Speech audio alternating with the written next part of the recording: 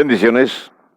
Vamos a continuar con la presentación ahora de nuestro video número 6 y en la exégesis que estamos realizando acerca del libro de Judas, vamos a continuar con la etapa número 3. ¿Qué es lo que vamos a hacer en la etapa número 3? Bueno, la etapa número 3 consiste en dar otra lectura para obtener datos sobre otros asuntos. Ya no es el asunto principal, son otros asuntos que aparecen en la carta.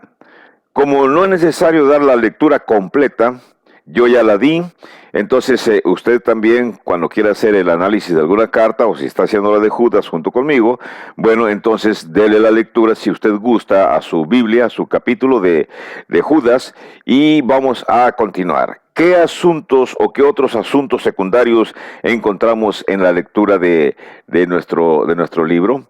Bueno, ya analizamos el versículo 1, habla acerca del saludo. ¿Quién es Judas?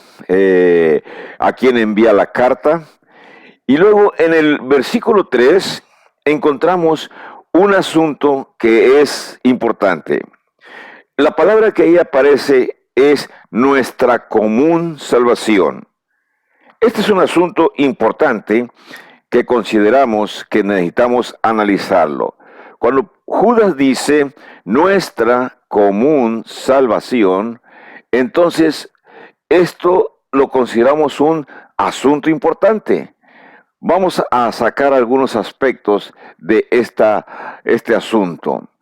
Por favor, sigan ustedes lo que estoy aquí escribiendo y ahora vamos a mirar, a hacer un análisis de lo que Judas está diciendo.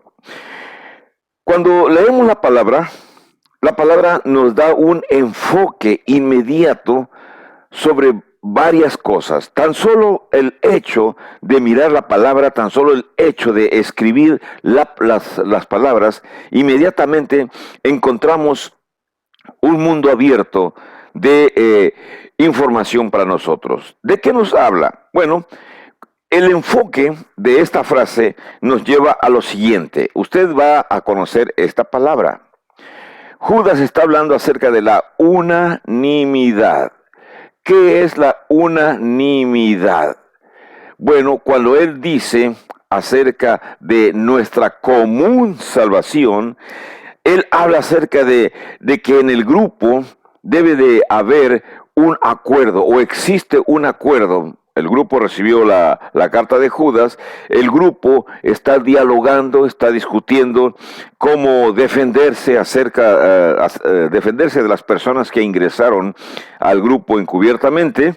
Entonces, el grupo está todo de acuerdo. Esto indica que hay un acuerdo en el grupo, pero como Judas está interviniendo en la solución del problema, cuando está dando los consejos, entonces encontramos lo siguiente. La palabra unanimidad significa, o en estos momentos significa, acuerdo entre Judas y los receptores.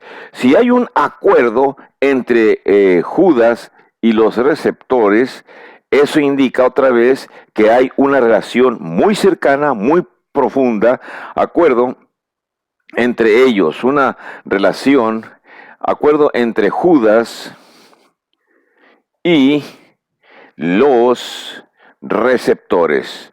Y cuando decimos que hay acuerdo, entonces significa que ambos grupos, el grupo unitario de Judas como el escritor y de los receptores, están de acuerdo en una idea. ¿Cuál? Todos están de acuerdo en que hay que defender la fe, todos están de acuerdo en que hay que contender ardientemente. Entonces, la palabra común acuerdo nos indica que hay en el grupo unanimidad. Hay algo más que puede ampliar nuestro pensamiento, nuestra idea acerca de esta congregación. Hay sentido de comunidad. Quizá usted y yo vamos a necesitar un poco de información más acerca de lo que significa la palabra sentido de comunidad. ¿Por qué sentido de comunidad? Bueno, en nuestra época actual, muchísimas personas que viven en el lugar que vivan, pierden el sentido de pertenencia, pierden el sentido de comunidad. Se sienten nada más personas que van a vivir temporalmente en ese lugar, por lo tanto no les importan las situaciones de ese lugar. Estamos hablando de una congregación, pero estoy introduciendo la idea general en una comunidad cualquiera. Como nos concentramos nada más en la comunidad cristiana, esta comunidad de la Iglesia de Cristo necesita o tiene o ha adoptado lo que es el sentido de la comunidad. Cuando Judas dice la frase, nuestra común salvación, entonces la salvación obtenida por el grupo no es únicamente para el grupo. Es una salvación que es común, común para Judas, común para el grupo. El sentido de comunidad, el sentido de pertenencia, el sentido de decir, soy de un grupo, pertenezco a un grupo, pertenezco a esta comunidad muy especial. ¿Qué cosa indica esta palabra común? Indica que lo que influye a los receptores, lo que afecta a los receptores, también influye o afecta a Judas. Y por lo tanto, lo que afecta o influye en Judas, también afecta e influye en la congregación de la Iglesia de Cristo que recibe la carta. Entonces, eso es lo que es el sentido de comunidad. Cuando todos están hermanados y el sentimiento que experimenta una persona, todos los demás lo experimentan. En otras palabras, si Judas sufre, toda la congregación sufre. Si la congregación sufre, Judas también sufre. Si la congregación se alegra, Judas se alegra. Si la congregación sufre, Judas sufre, o al revés, si Judas se alegra, la congregación también se alegra. Y nos parece algo curioso que nosotros como sociedad difícilmente experimentamos el sentido de alegría cuando otra persona tiene alegría. Voy a poner un ejemplo muy sencillo para introducirlo en esta situación. En una comunidad que mantiene el sentido de unidad, el sentido de cohesión, cuando una persona siente alegría, los demás deben de sentir también la alegría porque son parte de la comunidad. Pero infortunadamente, si no hay la suficiente cohesión en la comunidad, entonces cuando alguien experimenta alegría, va a existir 1, 2 o 3, qué decir, porcentajes que van a experimentar lo contrario. Voy a poner un ejemplo sencillo. Si en la comunidad, vamos a decir que son una comunidad de 40 personas, de cristianos, miembros de la Iglesia de Cristo, en esa comunidad que recibe la carta. Si uno de ellos recibe el gran premio de la lotería local, entonces es por seguro que quizá un 70% se van a poner contentos porque uno de ellos recibió el gran premio de la lotería local. Estoy jugando nada más con las palabras. No me vayan a decir que entonces promuevo los asuntos de lotería. No, nada de eso. Es nada más un ejemplo sencillo que ustedes y yo podemos ver en la vida cotidiana. Pero ¿qué pasa con aquellos 2, 3 o 4 contrarios? Siempre va a existir los 2 o 3 o 4 envidiosos que se van a quejar, que se van a lamentar y que van a decir que por qué a él o a ella sí y por qué yo no, si yo tengo mejores cualidades. Y ese tipo de personas o ese tipo de situaciones existen. Pero por lo pronto, Judas nos está diciendo que en esta congregación es muy especial. Existe el sentido de comunidad. Quiere decir que todo el grupo considera que todo lo tienen en común, que todos son partícipes de lo mismo. Y por lo tanto, a esa unidad se refiere Judas cuando les envía el consejo de que necesitan contender por la fe. Eso es lo que aparece en el versículo 3, lo vuelvo a releer, dice, amados, por la gran solicitud que tenía de escribiros acerca de nuestra común salvación, me ha sido necesario escribiros exhortándoos que contendáis ardientemente por la fe que ha sido una vez dada a los santos. Ese solo versículo nos habla entonces de estos puntos importantes.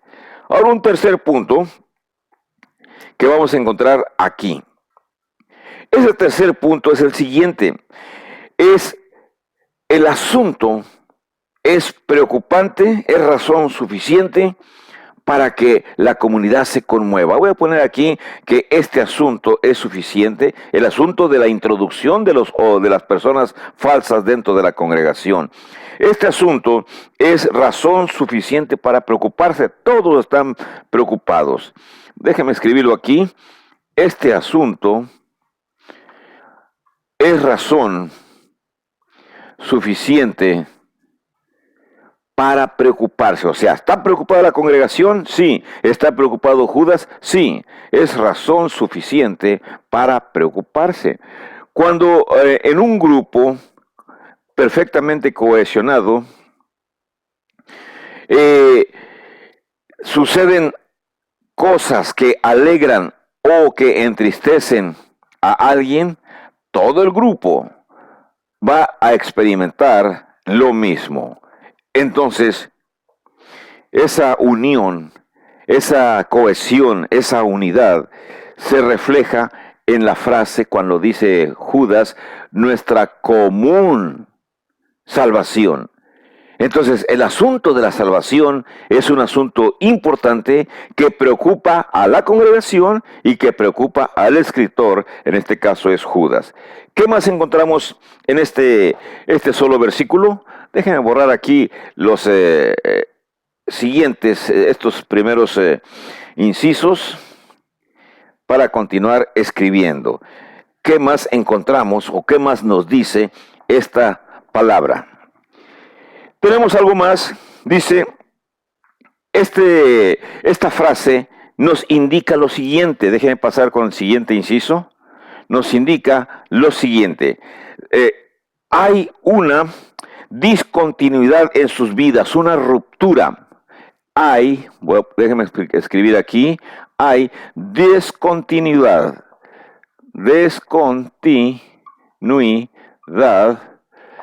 y déjeme enfatizar con la palabra ruptura en su vida en general, en ellos. ¿Por qué hay discontinuidad en sus vidas? Bueno, porque cuando ellos no eran cristianos, fue una vida diferente. Cuando hay discontinuidad y ruptura en su vida, indica que antes, cuando no eran cristianos, no tenían una salvación común. Entonces, la común salvación, tenemos un antes y tenemos un después. Antes de que pasara lo que significa la común salvación, antes la vida de ellas era, vamos a decir, era una vida personal. Todo nada más era individual. Cada quien resolvía sus asuntos y no le interesaba lo de los demás. Entonces, ese antes cambió cuando ellos recibieron la común salvación. ¿Cómo recibieron la común salvación? ¿Dónde la recibieron? ¿Cuándo la recibieron? Son asuntos que no aparecen en esta sección. Pero después, la vida de ellos cambió. Ahora se llama una vida comunitaria o común. Una vida en la cual todos participan. Una vida donde todos son activos. Todos sienten lo mismo. Quizá para usted, o si no es cristiano, podrá comprender estas frases o podrá decir que estas frases suenan cursis, suenan fuera de época, pero no es así. En cualquier lugar, en cualquier ciudad, en cualquier país, debe de existir grupos que experimentan el antes de la salvación y el después de obtener la salvación. Después de que se obtiene la salvación, comienzan a experimentar una vida diferente las personas, una vida de comunidad, una vida de unidad, una especie de preocupación de unos para todos, todos para uno. Aunque suene cursi, como mencioné la palabra hace rato, es algo que debería de despertarse todavía, debería de despertarse, de reiniciarse en esta época. cada vez que se forma un nuevo grupo de cristianos de la Iglesia de Cristo, debe de surgir la idea comunitaria, la idea de tener todas las cosas en común, preocuparse los unos por los otros. Cuando existe la idea comunitaria en una congregación, entonces las viudas, los huérfanos, los necesitados no dejan de ser viudas, huérfanos y necesitados porque comienzan a tener el grupo que ayuda a las necesidades de esas personas que la experimentan. Suena ilógico o suena utópico, es la palabra que muchas personas usan, suena como una utopía, preocuparnos por los demás. Pero cuando Dios desciende a la tierra, se encarna en Jesucristo y nuestro Señor proclama su mensaje y los apóstoles lo desparraman posteriormente, la idea de comunidad es desparramada. La población que recibe el mensaje es una población desintegrada por movimientos culturales, por ideas diferentes, pero cuando se enseña el Evangelio va a proclamar la unificación, va a proclamar la comunidad. Todos los cristianos van a ser uno con Cristo y Cristo va a ser uno con ellos y todos juntos uno con Dios. Es una idea que se presenta en la Biblia. Y por supuesto, si usted no conoce la Biblia, no la ha encontrado. Pero si usted lee y comienza a analizar, a estudiar, va a encontrar que esta idea aparece frecuentemente porque es algo inherentemente bueno, es algo que corresponde a Dios, es algo que Dios ha dejado a la humanidad. Nosotros, la humanidad, somos los que hemos menospreciado las enseñanzas divinas. Y bueno, es lamentable, pero siempre podemos volver atrás. Otro punto más que encontramos aquí. Déjeme borrar esto para ver el inciso E. Encontramos aquí otra idea más que se nos aparece con la palabra común salvación. Y esa idea es la siguiente. Aquí la expongo en unos momentos más. Inciso E. ¿Cuál es la idea que surge en la palabra común salvación?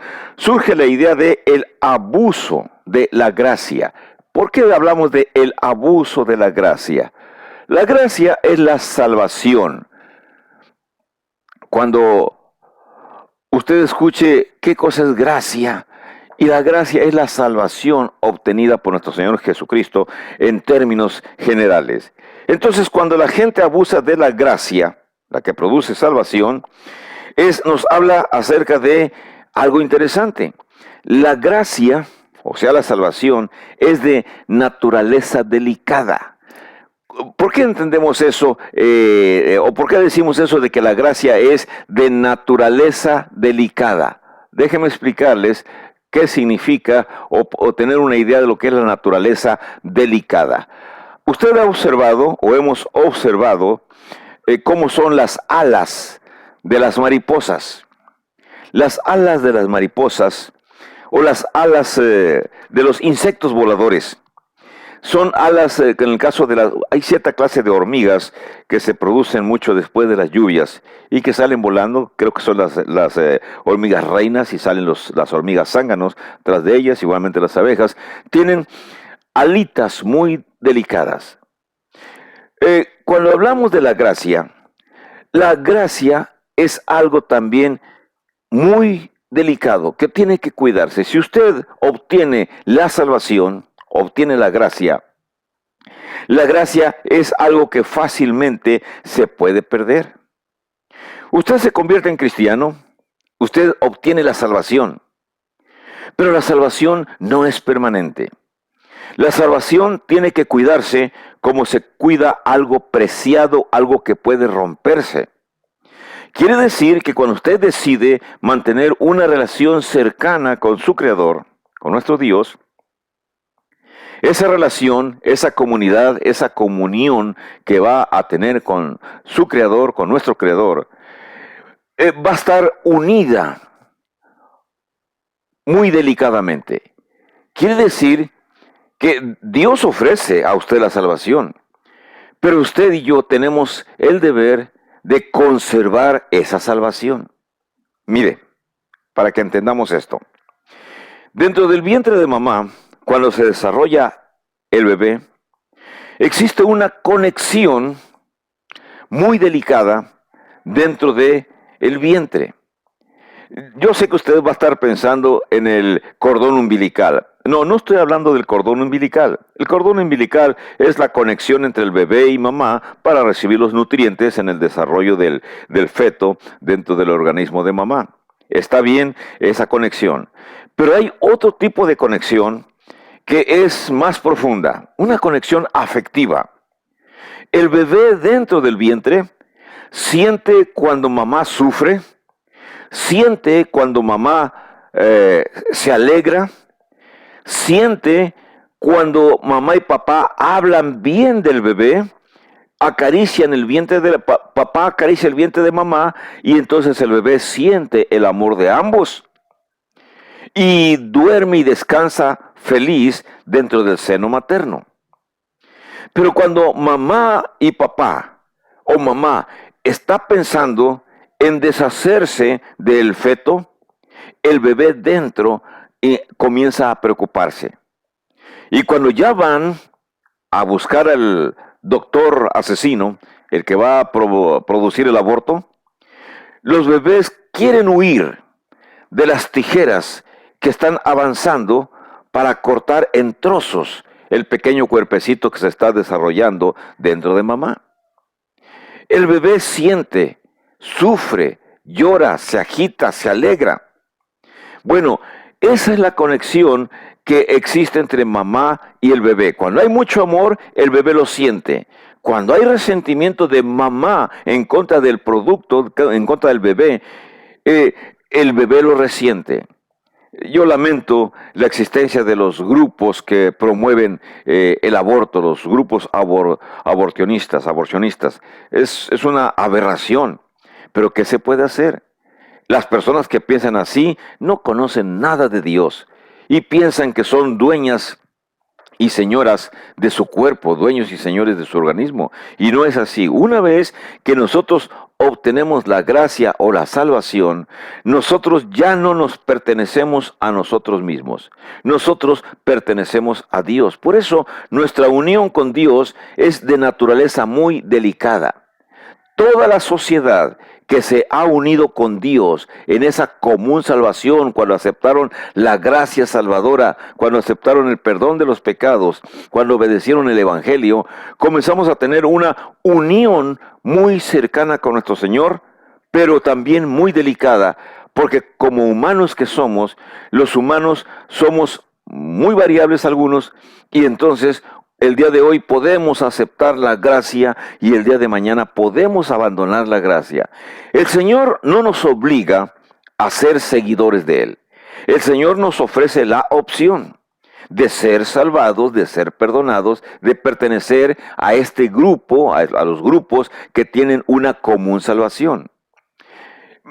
Me extiendo porque cuando Judas menciona ese asunto de que tienen que defender su común salvación, no nada más Judas, es una aplicación para todas las congregaciones, para todos los grupos de cristianos, la Iglesia de Cristo, cuando se forma, van a formar un grupo cohesionado. Y es lamentable cuando las personas no se unen con sinceridad, sino que simplemente se unen por otras intenciones, como el caso del grupo mencionado aquí en el versículo 3, que ingresaron encubiertamente para provocar problemas en la congregación. ¿Pueden perder la gracia los receptores? Oh, sí. La gracia es de naturaleza delicada. Hay la posibilidad. Voy a poner aquí los receptores de la gracia pueden perderla. En este caso, los receptores de la carta de Judas pueden perder la gracia. Los receptores pueden perder la gracia. Cualquier persona que forma parte de una comunidad de la Iglesia de Cristo no están salvos para siempre. Pueden perder la gracia. Cuando a alguna persona religiosa les dice a usted, no, es que ya recibiste a Cristo en tu corazón y una vez que fuiste salvo, eres salvo para siempre, es una mentira. Es una mentira. Cualquier persona tiene que entender que la gracia, la salvación, es algo muy íntimo entre la persona y entre el Creador. Y si la persona pierde la gracia, no es porque el Creador quiera que se pierda, es porque la persona voluntariamente se ve envuelta en las tentaciones del mundo, en los pecados del mundo, se envuelve en ellos y entonces abandona la protección que proporciona el permanecer dentro de la gracia, dentro de la iglesia de Cristo. ¿Pueden perder la gracia los receptores de la carta de Judas? Sí, el versículo 3 nos está diciendo que la palabra común salvación es común cuando están todos en unidad, pero si uno de ellos se aparta, automáticamente deja de ser la gracia o la salvación, deja de ser común para todos. El que se sale pierde las bendiciones. El que permanece continúa recibiendo las bendiciones de estar protegido por la gracia. ¿Y qué es la gracia? Bueno, en términos generales, ya lo mencioné, es el perdón de los pecados, es el haber obedecido el Evangelio, es el pertenecer a la iglesia de Cristo. Yo sé que usted me está viendo y muchos de ustedes deben estar criticando y diciendo, bueno, esta persona solamente está hablando acerca de la iglesia de Cristo. ¿Y qué de la iglesia H? ¿Y qué de la iglesia Z? ¿Y qué de la iglesia R? ¿Y qué es de la otra iglesia, de las miles de iglesias que existen en el mundo? ¿No pertenecen a Cristo? La respuesta cruda y cruel es no pertenecen a Cristo. Mientras una iglesia no siga las órdenes y las instrucciones, así como están en el Nuevo Testamento, de cómo obtener la gracia, entonces esa iglesia no pertenece a Cristo, pertenece al que la fundó. Y es fácil de que usted investigue quién fundó su iglesia. Usted vaya con ellos, busquen todas las fuentes informativas, pregúntele a su líder. E incluso va a haber líderes que van a decir, no, esta iglesia yo la fundé. Y cuando una persona dice que él fundó la iglesia, bueno, entonces usted pertenece a esa iglesia, donde el que la fundó es un humano, el que la fundó tiene ideas humanas, y por lo tanto el que la fundó tiene pensamientos humanos, y por lo tanto dudamos, por supuesto, que ese fundador le otorga a usted la salvación, le otorga a usted la gracia, o le otorga a usted el perdón de los pecados. Él se los podrá perdonar, pero el verdadero otorgador del perdón de los pecados es nuestro Señor Jesucristo. Es un tema delicado y es algo que tenemos que estar en constante cuidado. En el siguiente video vamos a analizar otro verso más, el verso 4, para ver qué información podemos obtener del versículo 4. Bendiciones para ustedes y nos miramos en el video número 7. Que la pase bien.